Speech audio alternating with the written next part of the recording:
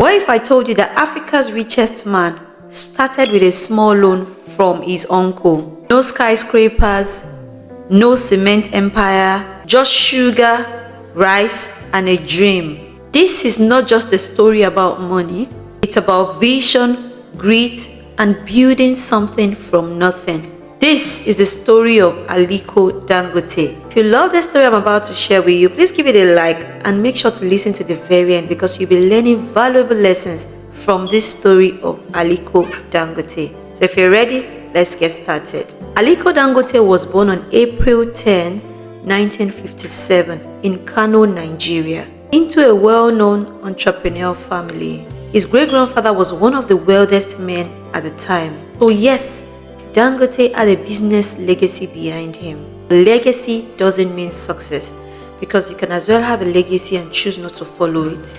Even as a child, Aliko Dangote was different because at the age of 8, when most kids were buying sweets, he chose to sell them. He bought cartons of candy and sold them to his classmates for profit. The business bug bit early and it bit hard.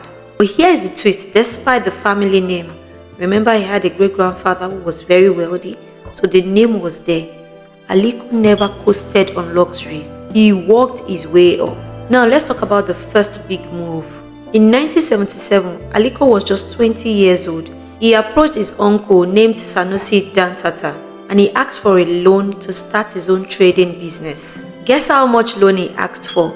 $3,000. The goal was to import and sell rice and sugar in Nigeria. The products he knew were in high demand. He took that money, he hustled day and night. He didn't waste time impressing people.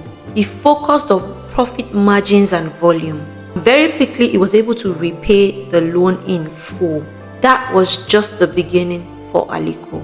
Now here's where the story really turns. Aliko realized that importing products was good money, but producing them locally was where the real power was. He said something powerful, and I quote, "I always knew I wasn't going to remain a trader forever. I wanted to manufacture, I wanted to control the process." Those were his words. And so he began to invest in local manufacturing, starting with sugar, flour, and later he expanded into pasta, cement, and even salt. But his biggest breakthrough was Dangote cement. Before Dangote, Nigeria relied heavily on imported cement. It was expensive and inconsistent. Dangote saw an opportunity to dominate the market from ground up.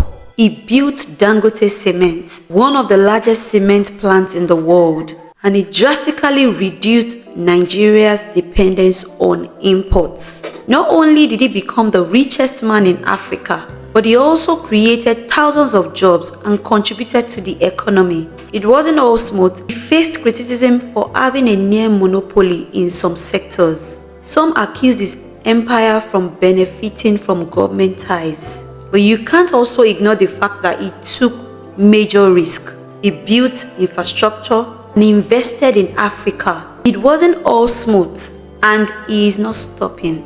His latest move, the Dangote refinery, a multi-billion-dollar oil refinery that could change Nigeria's oil industry forever by reducing dependence on fuel imports.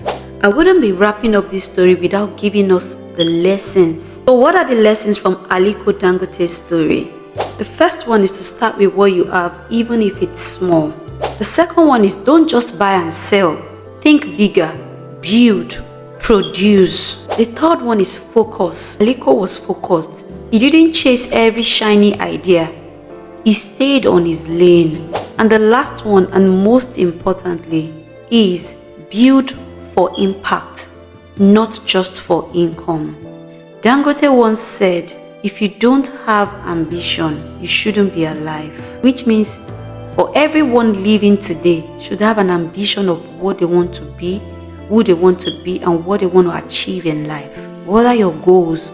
What are your ambitions? His life has proved exactly these words. If you have found this video very helpful, please give it a like. Please share on to others that will be needing this. And please let me know in the comment section what point you love most in this story and if this story has truly inspired you. On my end screen here, you'll be seeing a video here. Please do well to watch it. If you're new to this channel, welcome and thank you so much for subscribing. And for my returning viewers, I do appreciate each and every one of you. Thanks a lot for always coming back to watch my videos. And until I see you in my next video, have an amazing day ahead and bye for now.